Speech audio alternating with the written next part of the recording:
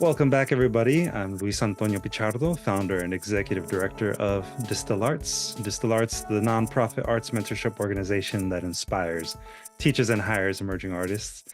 We have obviously our latest episode of the Art Block podcast. And as usual, I'm joined by my lovely co host, Abraham Jaramillo, our master teaching artist. Say what's Sup, up, sup. Abraham.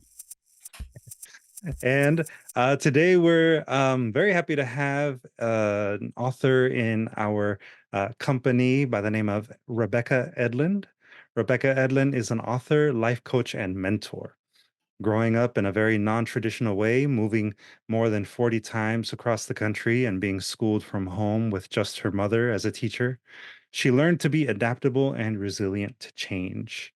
A love for reading and writing was instilled in her at an early age. Realizing the power to learn anything she wanted, Rebekkah processed it through writing.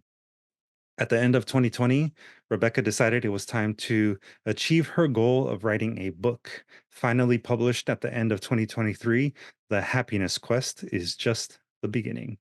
Rebekkah is passionate about living in the moment, finding beauty and laughter in the world around her, and most of all, helping people achieve their dreams by stepping into the best parts of themselves. So, yeah, that's a very nice bio, and I really do appreciate throwing in the little thing about mentorship and the love of reading and writing. So, as a person that does the same, I definitely welcome you. So, thanks for joining us, Rebekkah. Thank you for having me. Yeah. Um, so the thing that actually caught my attention about your particular bio and your story was that it was only fairly recently that you became a life coach. Is that correct? It is at the end of 2020. Um, that was a very stressful year for all of us, I think. And I realized that for my future, I wanted to really step further into helping people. Mm, Um, and so I stepped away from working as manager in restaurants, which is what I've done for the past 20 years. mhm. And now I've transitioned more into the writing and coaching life. And Yeah, it's really rewarding. nice, nice. Um, I was thinking about that, and how, like in my particular case, I was always kind of working within the nonprofit world since I was 18. So a lot of the skills that I picked up being in the sector obviously helped me start Distill Arts. And, now here we are, about 12 years later. But um, so for me, I kind of developed, I would say, my, uh, how can I call it? Like my drive to start my own nonprofit fairly early on in my career as a nonprofit administrator and artist. At what point for you in your story did being a life coach kind of seem like the goal that you wanted to move towards? Was it during 2020 or, well before that? Well before that. So I'm the second of 9 kids, Mm, and I was always the person taking care of everyone. I was always the person that everybody came to for advice. I have lived such an untraditional life that people are always attracted to that and want to learn how to be like me. Not that I was anything special, just people are interested in what is, lives are different than theirs, right? mm, So, um, for me, I've always been passionate about helping people achieve their dreams, and I've always been in leadership positions. I think when I was 20 was my first management position in restaurants. uh, And going from that, I've always taken the younger kids like under my wing and like, all right, I'll take care of you. Let's get you to where you want to be. mhm, So in doing that with my work, it seemed the natural follow through to do that outside of the restaurant business and just start helping people from every walk and in more ways than just business. mm. Interesting. So talking about life, how was your Costa Rica trip? Costa Rica was amazing. I just went on a cruise on a sailboat. My aunt gifted me this present of a cruise in Costa Rica. I know. So we went. It's called Naturally Costa Rica on Windstar. And it's a sailboat. And it just has like 130 people on it, so it's very small. Mm. But it was so good, and we got to see so many beautiful things. Puerto Jimenez, I believe it's called. Um, is a tiny little town, and it has this huge area, um, a huge body of water, an inlet where whales and dolphins go to have their babies because it's a protected area. So we got to see little baby dolphins like just learning how to swim, and it was like so incredible. Yay! That Right. sounds so cool. Yeah. By the way, how was how many times have you been a ship? Because I find out like the movement of the water can be a little choppy, so especially if I don't know the size of the boat, because you said sailing boat. How do Yeah. you adjust to that? So it was very, you feel like you're drunk when you're walking because you just wobble, right? I will never But know that. it was so good, but it was so good. Like, but it was hard when I got off because it felt like the ground was moving and I'm just, or like you just feel weird when you're walking on like flat land again and you're just like, I don't know how to walk anymore. Yeah, I have heard it's like sea legs when you get to the ship, and then when Yeah, you come back after a long period, yeah, it's a yeah. period of adjustment. It took That's me interesting. 3 days. Mm. 3 days. Oh my god. Yeah. It was weird. Wow. Yeah. And Oh, just a little bit of a context to how do I found Rebecca. So basically, for DSTL Arts, we had a class on social media and how to handle different accounts of different social media. And Luis said, like, "Oh, there's this new website called Vero." And so my job was to research and start saying what's the difference between Vero and Facebook and Instagram. And then I got my account on Vero and I saw a lot of cool photos from Rebecca and like we start tagging, and then I noticed her book. So my one of my questions, like, have you handled social media in this day and age? So Vero, the one that we met on, I've used mostly for photography because it feels like it's more of a photography based social media app. And I love it. And I just like to scroll through all of these beautiful photographers' pictures. Um, and then I use Facebook and Instagram, and now I use Threads, which has been a new development. I never really got into Twitter, and I really don't do TikTok. Videos are not my thing, so that's not really my medium to express myself. Obviously, Threads is much more with the words, which mhm. is obviously where my comfort level is going to be. So, social media is hard. And like I'm not like a content creator. I don't feel like a content creator. So Getting there. yeah, yeah, one step at a time. See, Luis, we have to go into thread now. Yeah. Yeah, we might need to look into that. Yeah. It's really awesome. Hmm. Okay. That's a new one. See, I love finding new things. Yeah. When we were teaching that particular seminar, that professional development seminar for Mhm, our emerging artists, we basically cover social media as from the point of view of a storyteller. We have to be storytellers, and um, social media is just another tool to tell stories. And I'm curious, now hearing that you manage your social media for your various kind of like creative endeavors. What do mhm. you think, as a person who is using it as maybe like part of their business strategy, what do you think is the benefit that it has brought for you? And It is there opens up one? a whole new world. Like Yeah. people that you would have I would have never met Abraham. Never. We live across the country from each other. Like there's like how we would never have met. But this opened this door, and I would have never heard about your nonprofit, and I can't even tell you, I've told so many people how cool it is that this nonprofit is working with, underprivileged people in LA. It's amazing, and I love being able to promote that for you guys as well as talk about my stuff too, like you get to share and meet new people and make the world smaller. Yes, that's kind of one of the lessons that I have learned with like all this. Well, besides the crappy stuff they find online, right? Mhm. There's usually a lot of crap that comes with it. But I have met a lot of interesting people throughout like the years that have, because I hated like technology getting together with randoms. But my cousin said like, "Oh, you should do something for your photography," Mhm. and I Mhm. reluctantly wanted to get into it, and then here I am spending a lot of my time online. Yeah. Yeah. And talking about endeavors, and like, I wanted to know, when did your writing start? What did your literature adventure has it started?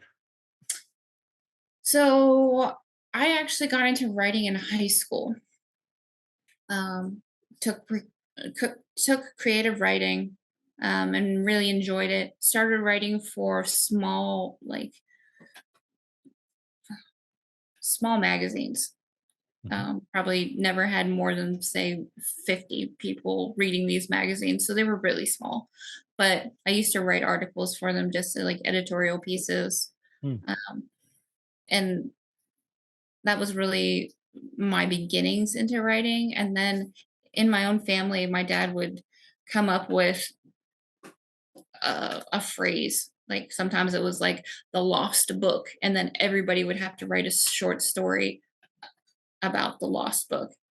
So that was kind of my entrance into it. And then I took several years off of writing, obviously, because I was working and I didn't know that writing was going to become my passion. And so then I finally decided, once all of this happened in 2020, I was just like reevaluating my goals for my life. And I was just like, I always said I was going to write a book, let's actually sit down and do it. Yeah. So I did. It took me 3 years, but I did it. That's not a bad speed, letting you know. I'm still Yeah. working on mine. Mm. But I think that's one of the things that I found interesting when I'm like either teaching like young adults, or I have done a little bit of kids. It's I Mhm. want them to teach a lot of different stuff. Because I don't want to focus on like something like, we'll say like somebody who's going already to college, university will be learning. It's more focused. I think the more options like writing and all that, maybe you're not gonna use it right now, but later in life it might come back and become something important in your life, right? So Yeah, it's always that thing of exploring. 'Cause people are like, oh, why you just study math if you're gonna do just math? Like, no, just go for everything you can. Maybe later in life you come back to it. It's better absolutely. to be experienced with all that. Mm. Yeah.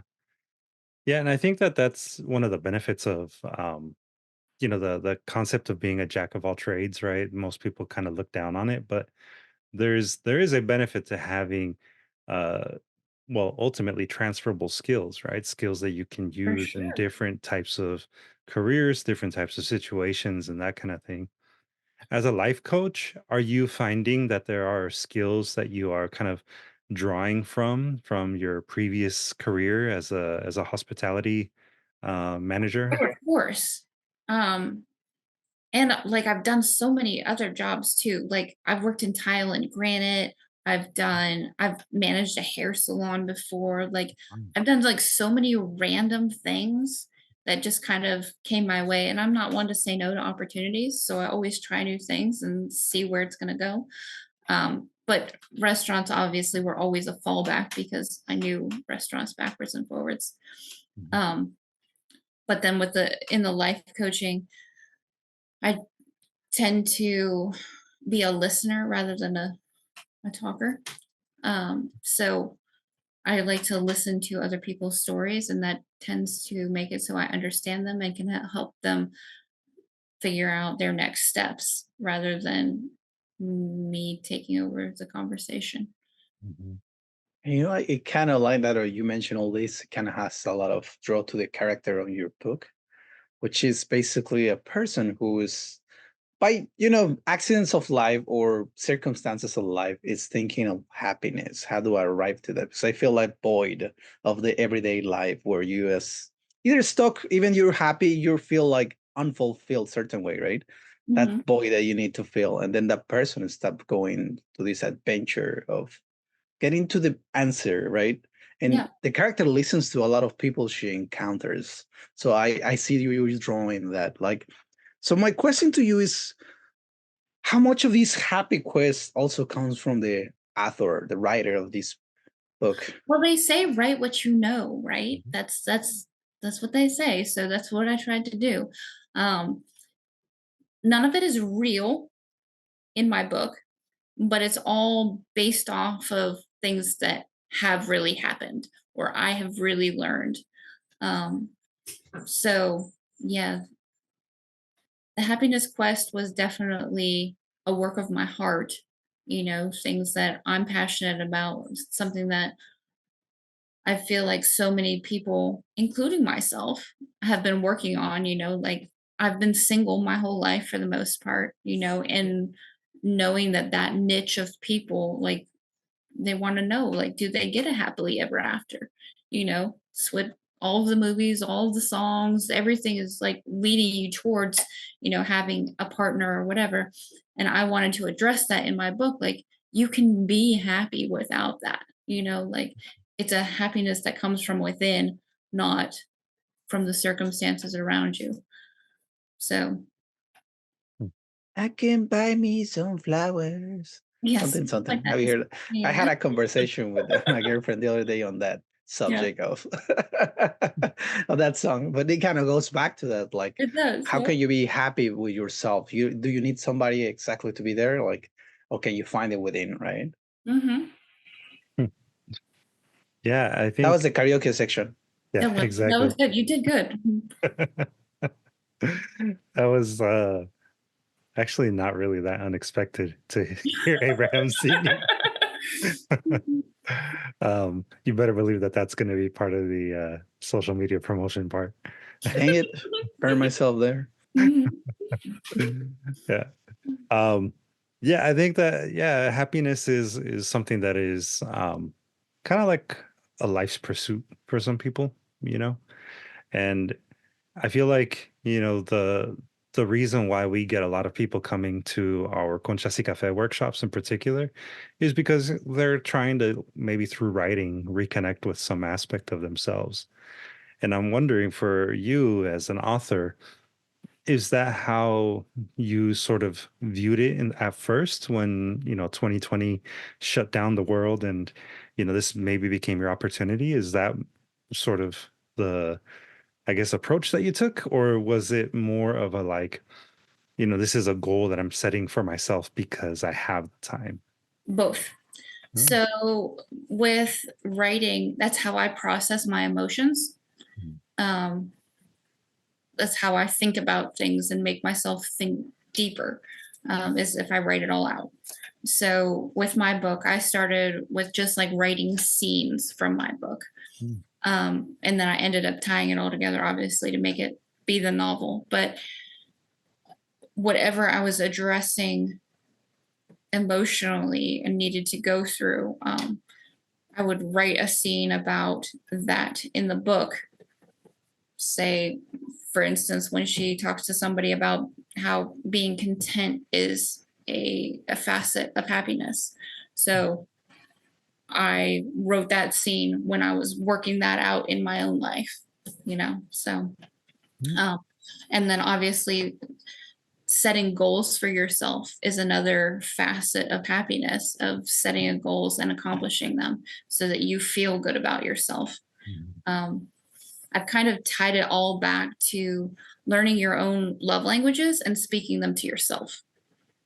So for me, having that time of meditation or quality time is my love language, and writing a book is quality time for me. And so that's me speaking my own love language to myself. That's cool. That's a cool concept. Nice. Um, and I think what I find interesting about that, is because as a poet, I just don't feel like I have the energy or focus, I guess, to write a novel. I find that very overwhelming. Um, for you, as a person who embarked on writing a novel, why go that route as opposed to doing a, I don't know, collection of short stories or something?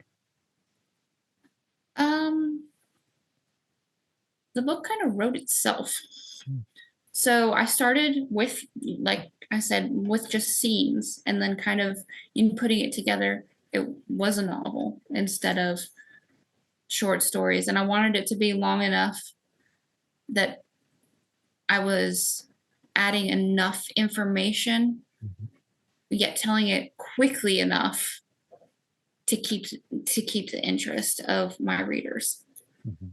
So I don't know. Interesting. I mean, it's not a long book. It's 170 pages. So it just kind of flows pretty quickly.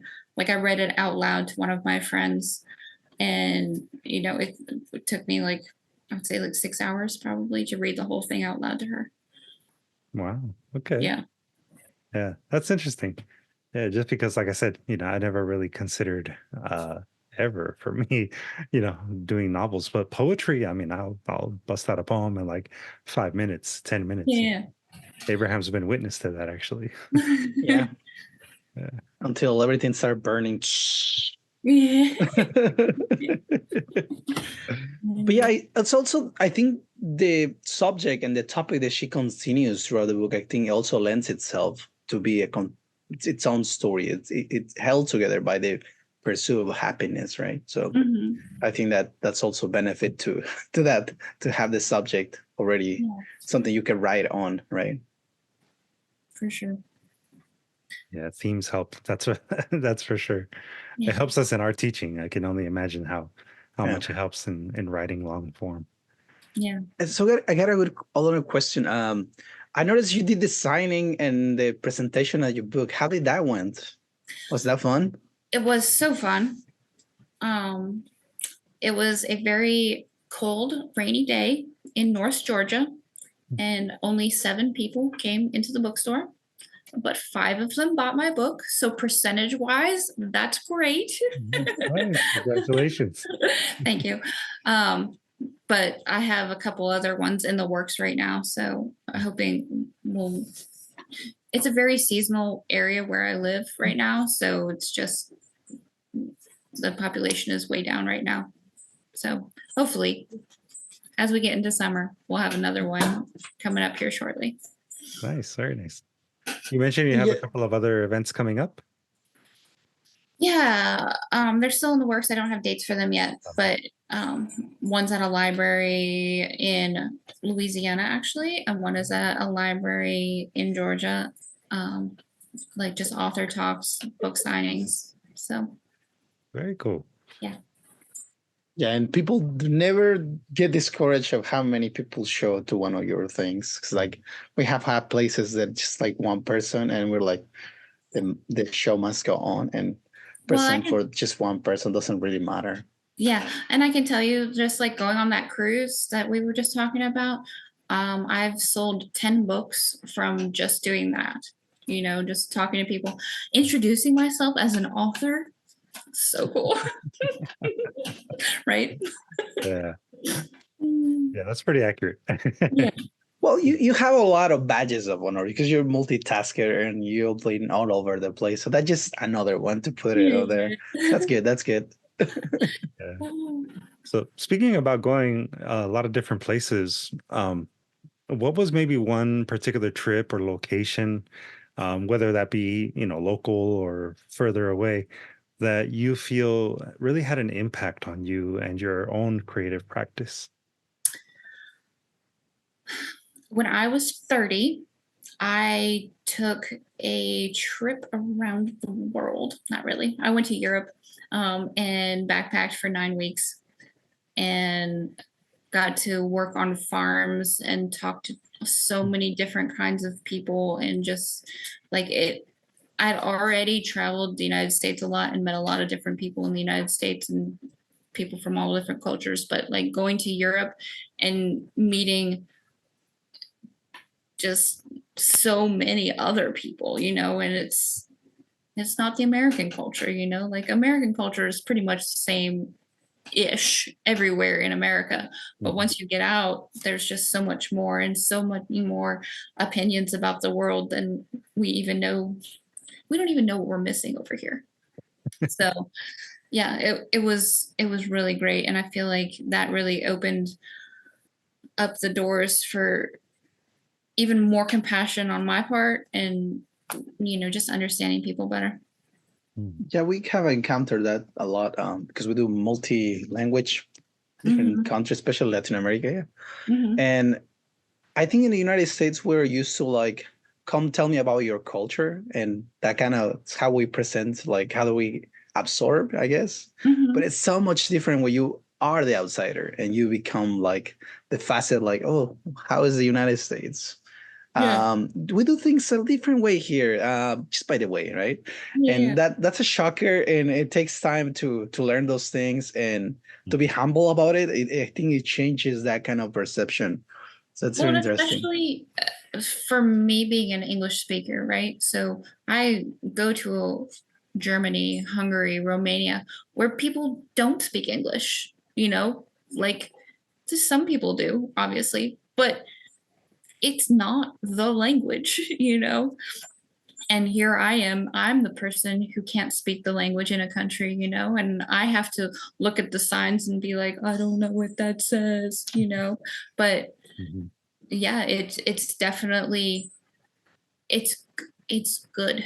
It is good to experience the other side of things. That's the next book, The Other Side of Things. No, that's not the next one, but it might be the third one. There you go. See, We're in we're the already list. we're already starting to put a to-do Yeah. list for you. No, thank you.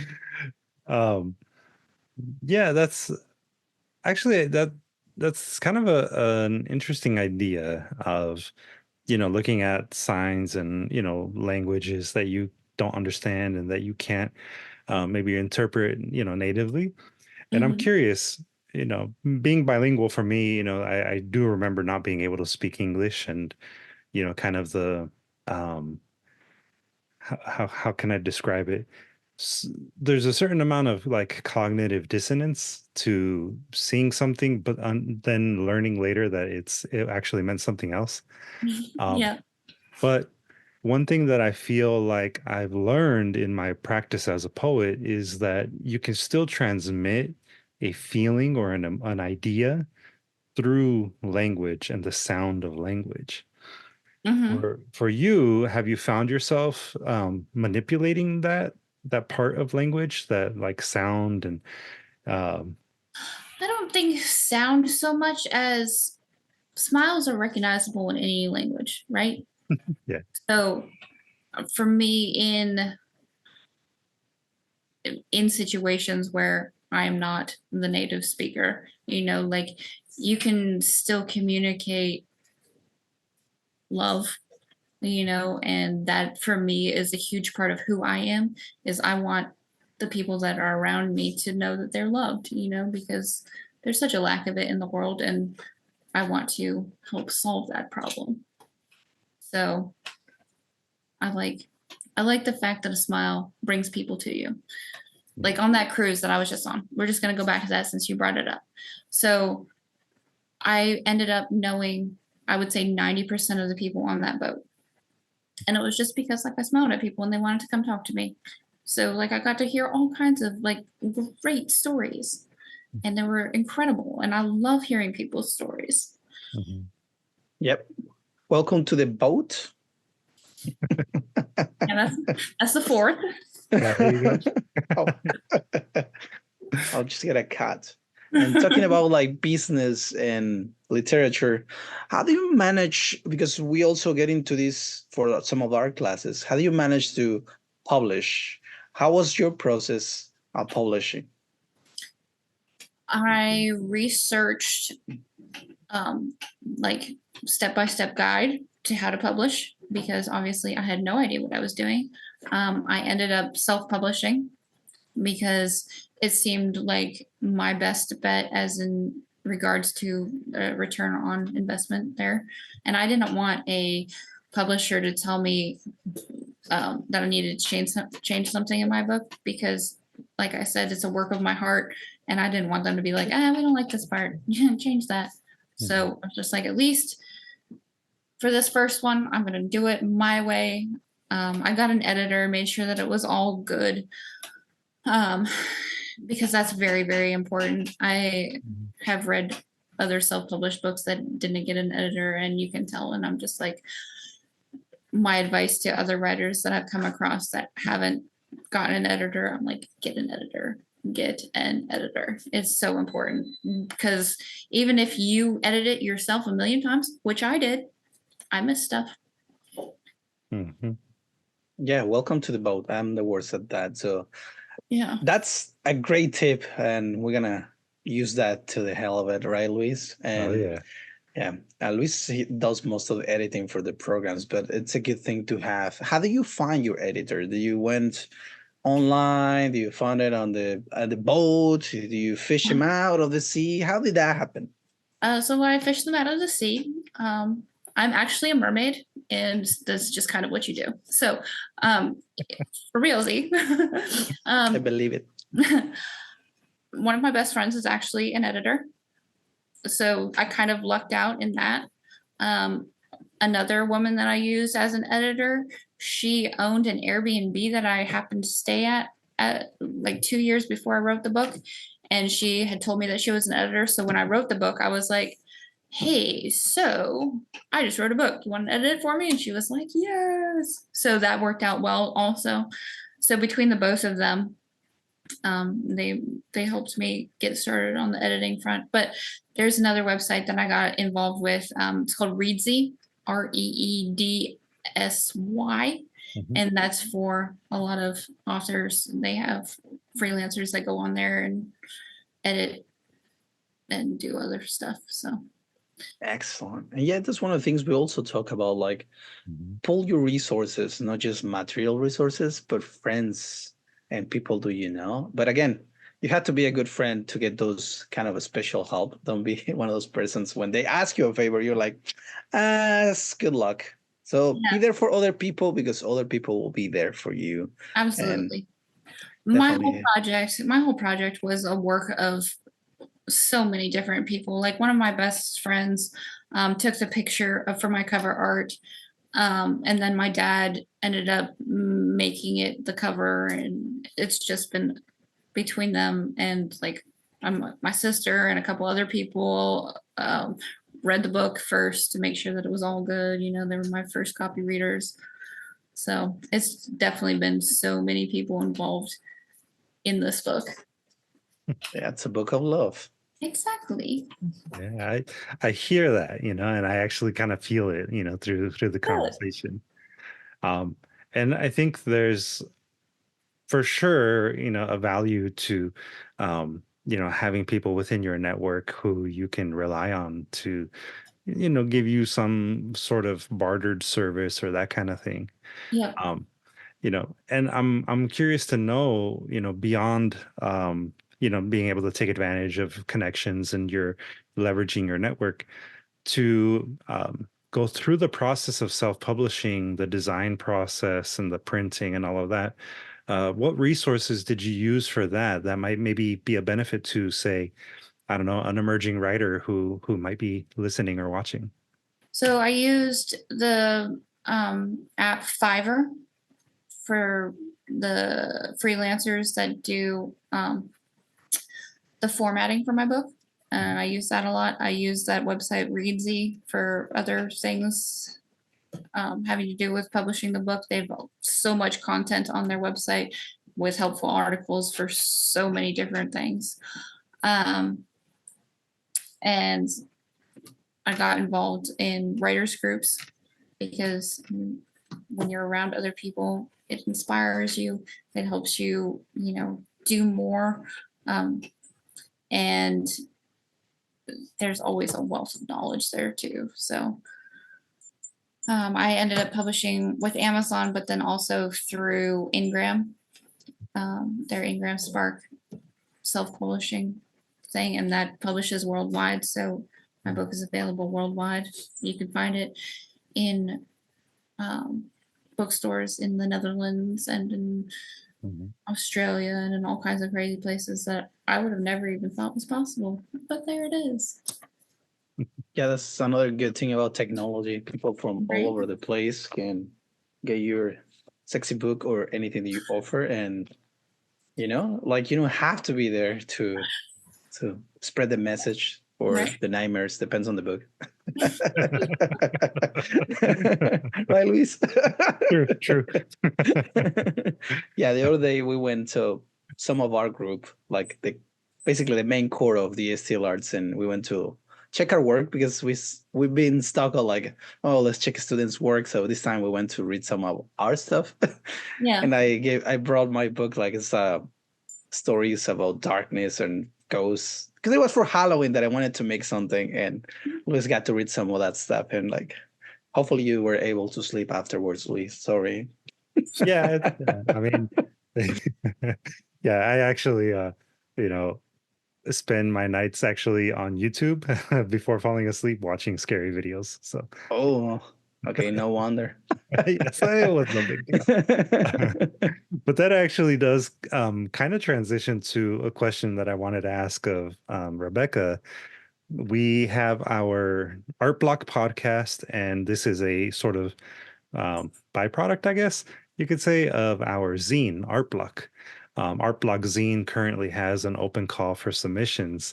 We're exploring the theme of good/evil. It's not good and evil or good or evil. It's good/evil. Okay. And so we're asking people to kind of interpret what they get from that theme. And this might be your first time hearing it, but what is your interpretation of that good evil, Well, or good/evil? everybody has both sides, right? So I guess that's my take on it, is everybody has the capacity for both, and you learn to navigate that. Yeah, I'm not really sure where I would go with that. Maybe that's a challenge. It sounds like it. Yeah, maybe a challenge to write a short story for us. Get out. Right? But in general, though, like, because I hear, in the conversation, like I said, I hear a lot about like love and compassion for other people. Have you ever had an experience where that maybe backfired in a way? Or maybe it caught someone so off guard that they just didn't know how to respond? Not really. So I have this thing where even like if I'm in a big city, I like to make eye contact with people and smile at them insistently so that they have to smile back at me. So this is kind of a thing that I do. Hmm. And it's kind of just because I want one to make people feel like they're seen, but it's also because when you smile at somebody, they smile back at you. So I've never really had a whole lot of bad experiences in my life because I feel like I approach people with the intent that they're good. Hmm. And people tend to react to how you treat them. So if you approach somebody with that intent that they are good, they're going to be good to you, they tend to be good to you, as opposed to being like, okay, I've been in the restaurant business my whole life, right? So you get shitty customers. It's a thing. But Exactly. That's a superpower, to be able to handle all customers and not slap somebody in the face or yeah. yeah. So for me, it's always been, like you're going to have people that aren't happy with you. That's happened to me a couple of times. But once I kind of realized that it was in my power to kind of change them, Mhm. so they won't necessarily be good to everyone around them because of me, but they will be good to me because of who I am to them.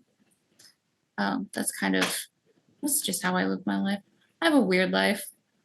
No, I think that that's actually a great message, and I'm glad that that's the way that that question went because I think that absolutely looking at the state of just things, the state of humanity, Yeah. we do need to be reminded of those things pretty regularly. So I'm glad that you brought that up and use that as an example because yeah, I spent a lot of time working in retail and yeah, you get people who are very challenging, but I think it's almost incumbent on us to treat people in a way that they always feel respected because in the end that's what it comes down to, at least in my opinion. For I sure. want to be respected, so I'm going to respect you. Mhm. Let me respect you with. But yeah, that happens. Yeah. So That's why my you write the question. dark stories. Yeah, Yeah. I am the one. But I wanted to ask this because I don't think it has become a thing that everybody trying to be both. But like I don't think it's as much of that. I think some people usually tend to be more to one side and the other one to the other side. Like, do you think you're an extrovert or an introvert? Both. See? No, I don't believe those. So I think I hit my limit as an extrovert and then I become an introvert. So like when I take that test that determines, I pretty much always end up as an extrovert. So I have to claim being an extrovert, but I definitely hit my limit and then I'm just like, okay, and now I'm gonna hide away in my room. There's a test for The this? Myers-Briggs test. I Yeah. didn't know that. Did you study for it? No, you don't study for it. You just- Here I'm with my answers here it's in my just a hand. true or false kind of a questionnaire. And then Interesting. they tell you. Luis, If a we should person take were that to study test. for it, I think it would be Abraham. Yeah. I'm a cheat um, code. ya te conozco, güey. um, But I think, yeah, I think a lot of people have that like level of how much they can take, right? Because I know Luis also gets like, I see him sometimes like, I'm out of this. And I am really, I think it's more the introvert from us, but I have seen him when he gets to that point. And I have like people like, oh, this guy likes a lot of people. He's really fun. But there's a point when I'm like, fuck you guys, I'm out. And definitely those are the words I use. But my friends are like, are you sure? Yeah, I'm out, guys. So bye bye. Yeah. I think that that's actually at least in my case, I've come to better recognize my limits, of how much time I can spend in large groups of people. And I want to maybe sort of quote you, Rebecca, in that, that is at least taking that time to remove myself from those situations. That is, I think, more for me becoming that like self-love, right? I need to Absolutely. allow myself that time to re-energize myself, to be able to be out in the world and be the extrovert that the world needs me to be. Yeah.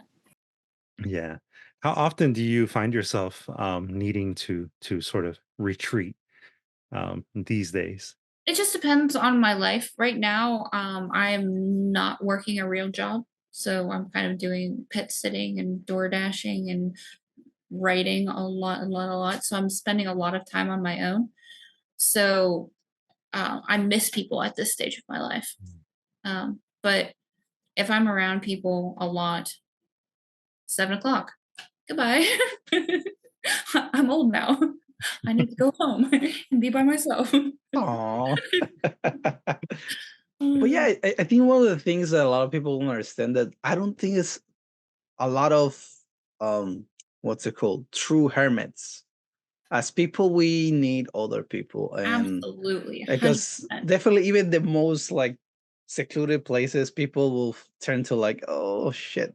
Let me name Wilson, my best friend, Exactly. People need They need community. They need connections.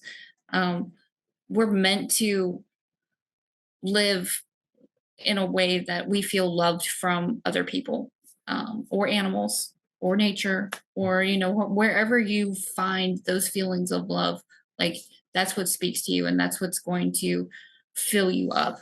So finding that community and that soul is very, very, very important.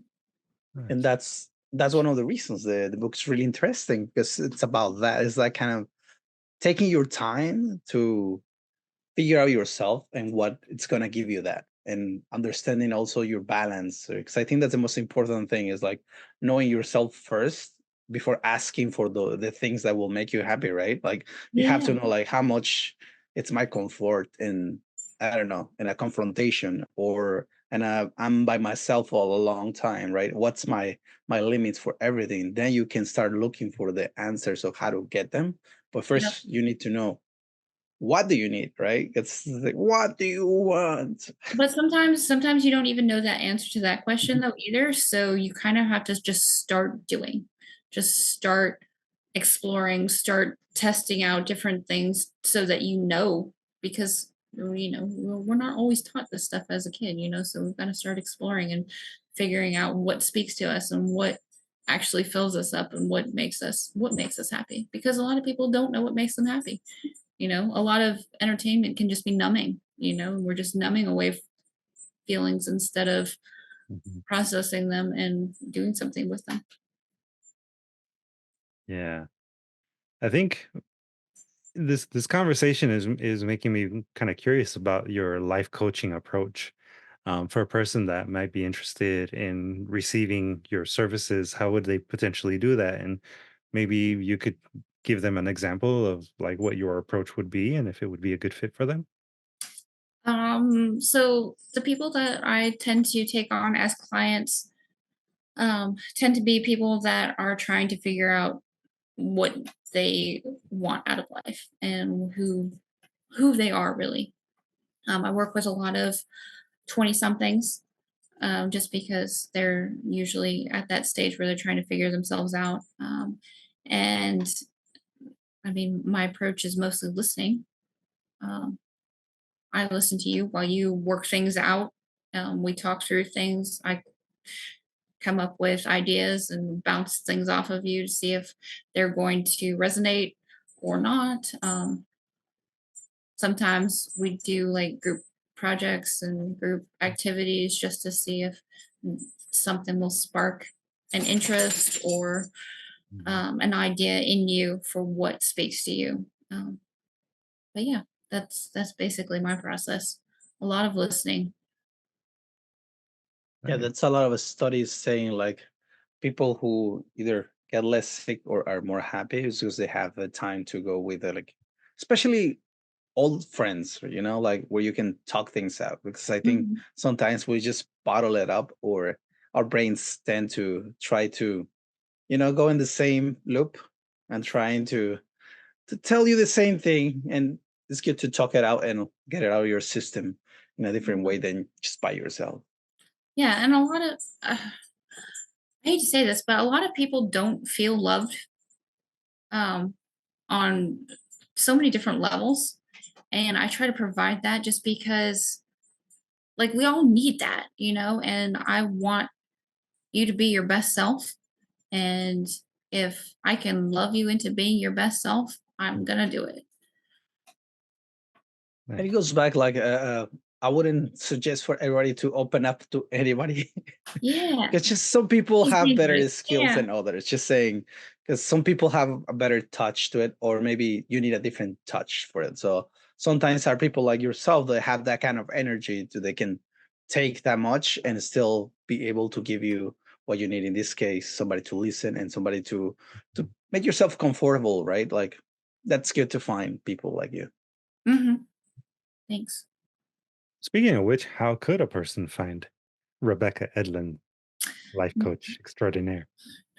I am the Barefoot Life Coach. So you can find me at thebarefootlifecoach.com.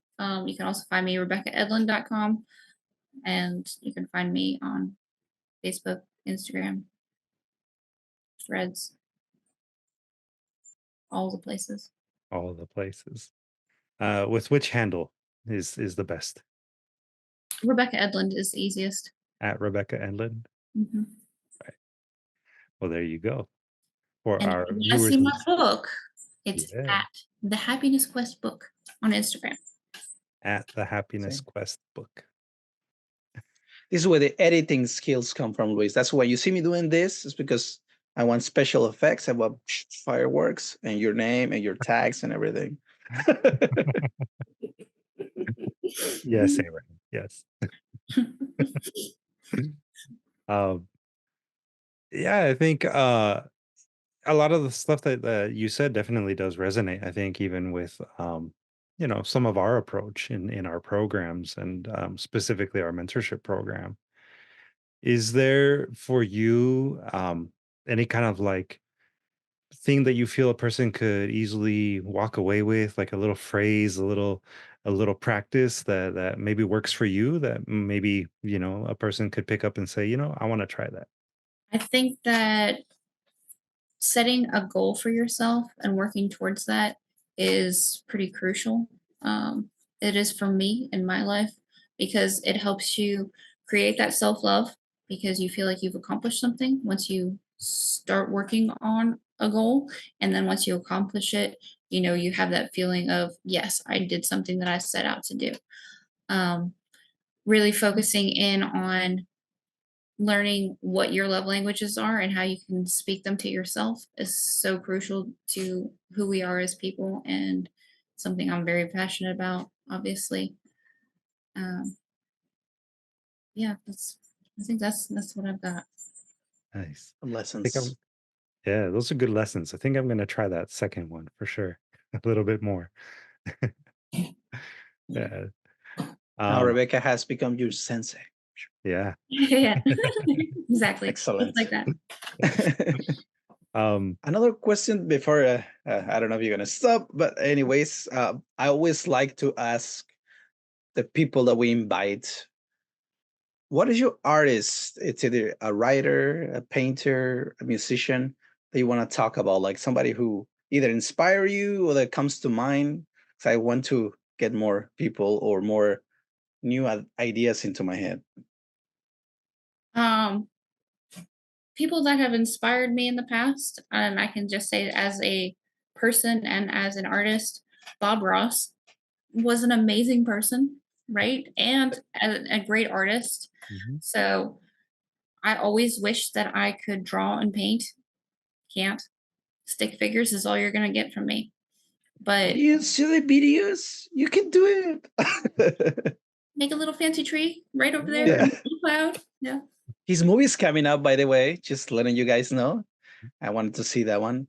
The Yeah. character, I mean, the actor they chose for it was interesting choice. So Yeah. I don't know if it's gonna be a comedy or it's gonna be an actual biography. So, but I don't like looking at trailers, so I don't know. Hmm. Bob Ross. Anyone else? Any other recommended authors, writers, artists, musicians, etc.? That's such a hard question for me. Um, I try not to get too stuck on other people because I want to make sure that I am myself. So, like, I remember when I first started doing this whole writing thing, one of my aunts was telling me that she thought that I should go to writing classes. And I was just like, I don't want to write the way that people are going to tell me to write. I want to just write the way that I'm going to write and see how it goes. If like I'm bad at it, then that's when we're going to change it. But first, just let me use my voice and tell the thing that I want to tell. And I actually highly recommend that. Use your own voice. Yeah, that's a hard one for us to sometimes remind people. Because again, trying to teach is more like, let me throw you a couple of different skills. It doesn't mean you have to pick them up, but then you realize which one goes with your own style. Yeah. And sometimes it's hard for people, especially when you go to like more fancy colleges or things like that. You tend to want to write more of a, stylistically the way that like Yes. the big ones have done Yes. it, right? And sometimes I hear people, even the last time, like, I miss when I wrote the first book or the second one. Like, because I have that like perspective. Let me just go for it, and it's more of a true stroke, Yeah. instead of trying to become somebody, and that's a hard balance. Hmm. Yeah, we like to say, to our program participants that we really want them to use every tool in their tool chest because, it's their stories and it should be told in their words. Yeah. So we very strongly believe in nurturing that individual voice, that intrinsic voice that people come with. So Yeah, that's awesome. yeah, thank you I for think sharing. I think what you guys are doing is just so cool. Oh, well, thank you. I appreciate that. Yeah. um, So yeah, I don't know. I mean, any final events that we should be aware of that are coming up? I know you don't have anything currently planned, but anything that you are looking forward to seeing or participating in? I have another author interview coming up this on Sunday that I'm Oh, going to do another author interview. So that's exciting. The whole promotion part of writing a book is the absolute hardest part. yeah. Writing, easy. Publishing, easy. I didn't think it was easy when I did it, but comparatively to promotion, so hard. um, so that's basically what I've been focusing on, like creating promotional materials like bookmarks and reels and like all the different things that you need to have a social media presence these days and like get people interested in coming back for more, and of course writing my next book. Yeah. Yeah. So Well, to our audience, definitely, give was it at the Barefoot Life Coach, right? mhm. At the Barefoot Life Coach, a follow on Instagram, Threads, Facebook, and what was the other one? Vero, right? And Vero, yep. Yeah. Yeah. So yeah, make sure that you follow. And I believe you have also like a newsletter, right? On your website. Is that correct? I do. I haven't done anything with it yet, to Ah, be completely honest. But you can sign up for it, and I will do it eventually. I just haven't done anything yet. yeah, still definitely go in and give Rebecca a follow for sure. Yeah, go Um, check her book. If you need coaching, get some coaching. yeah, And again, people try to help each other. Always, when you see somebody doing their projects, try to support them. And, life goes back around. And when you need help, you Absolutely, will it get does. set. So, absolutely. Yeah. So yeah, thank you everyone. Again, this is Luis from Distill Arts. Make sure that you follow Distill Arts at DSTL Arts as well. Give Abraham a follow too. It makes him feel a lot better. Abraham at Abraham_photo world. And I keep saying this like every episode, but I am going to start using my own social media again at Stymie Love One. So thank you again, Rebecca. It's been a pleasure talking to you. We really do look forward to maybe even having you join us here on the West Coast at some point. That would be so awesome. Yeah. Thank you. All right. Take care, field everybody. trip. Yep. Sounds good. Thank you so All much. right. Bye, everyone. Bye.